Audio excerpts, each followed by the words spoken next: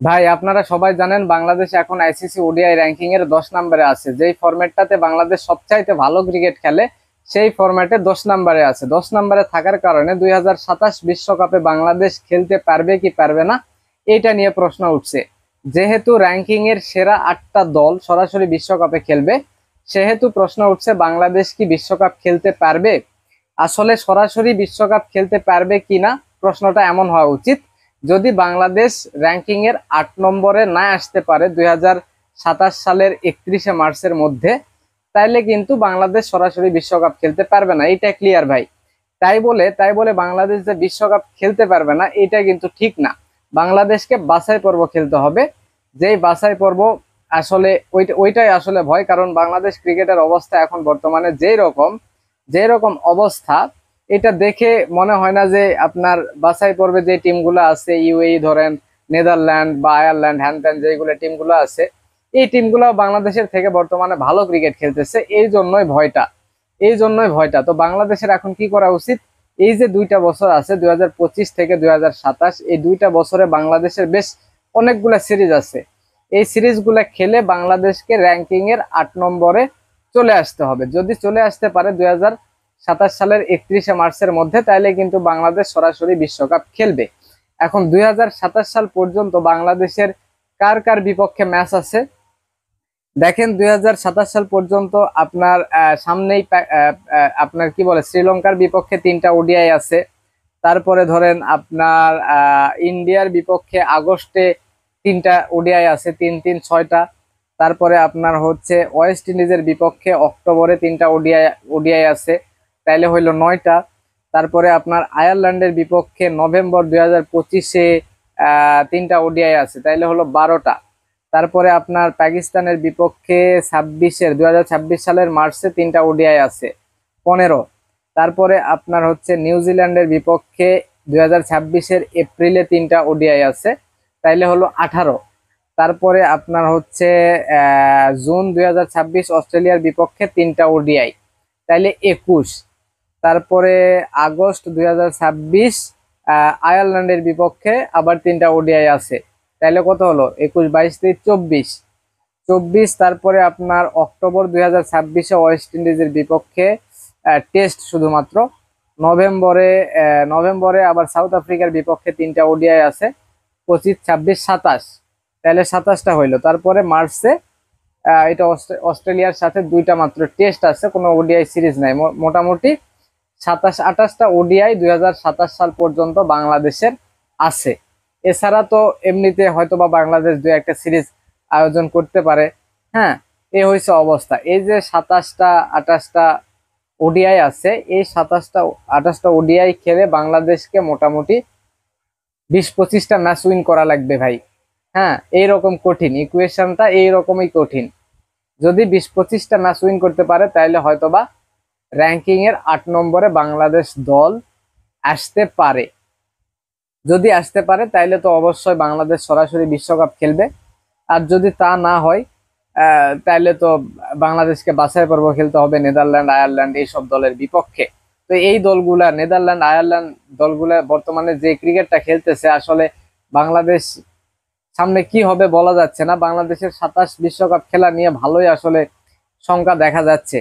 এখন আয়ারল্যান্ড দেখেন, এই যে ওয়েস্ট ইন্ডিজকে আপনার যেই সিরিজটা এখন হচ্ছে, প্রথম ওডিআইতে হারাই দিছে, 302 রান করছে, সেখানে আপনার ওয়েস্ট ইন্ডিজকে 179 রানের মধ্যে অল আউট করে দিছে।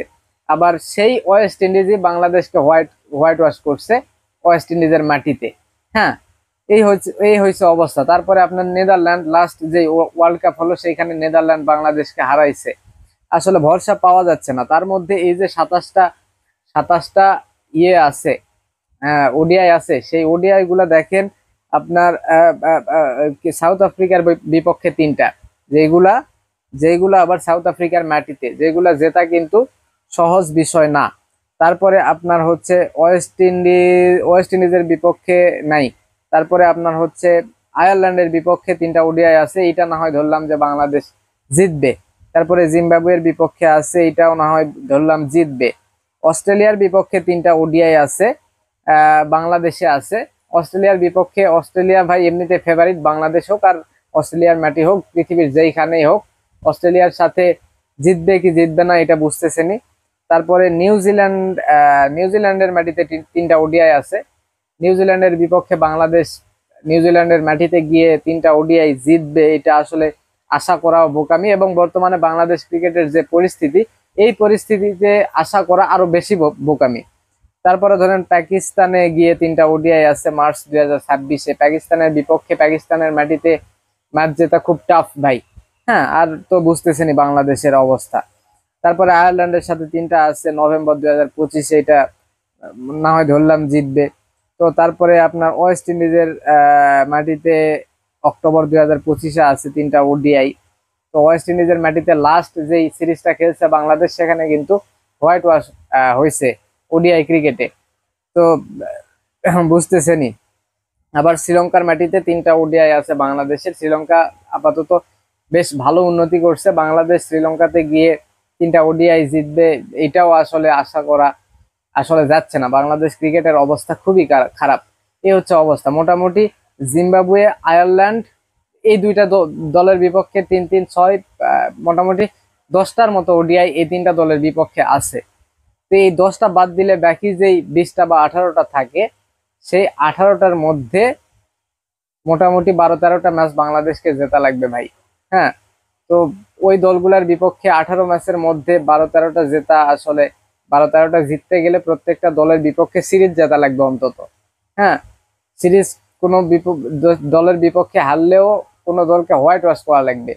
তো সেই সাউথ আফ্রিকা, অস্ট্রেলিয়া, নিউজিল্যান্ড এইসব দলের বিপক্ষে সিরিজ জেতা বা হোয়াইট ওয়াশ করা এটা আসলে স্বপ্নের মতো।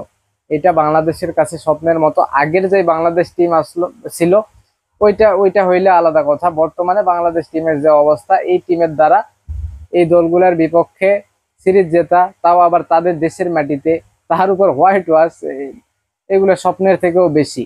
এই হচ্ছে অবস্থা। তো দেখা যাক বাংলাদেশ দল কি করে। 2027 সাল পর্যন্ত সময় আছে, এর মধ্যে মনে হয় না 8 নম্বর র্যাঙ্কিং এ আসতে পারবে। এটা আসলে কোনোভাবেই মনে হয় না। এটা এটা এটা ধরতে গেলে এক প্রকার অসম্ভব। সো তাদেরকে কিন্তু দেখা যাচ্ছে খেলতে হবে, ওই যে কি বলে বাছাই পর্ব খেলতে হবে। বাছাই পর্ব খেললে আসলে হয় এরকম। বাংলাদেশ কখনোই এখন পর্যন্ত মানে বিশ্বকাপ মিস করেনি 1999 এর পর থেকে। যেমনি হোক, যেভাবেই হোক, চ্যাম্পিয়ন ট্রফি বলেন, আপনার এই যে বিশ্বকাপ বলেন, খেলে। তো দেখা যাক আসলে বাংলাদেশ কি করতে পারে ফাইনালি ম্যাচ ইউরে। এই হচ্ছে অবস্থা।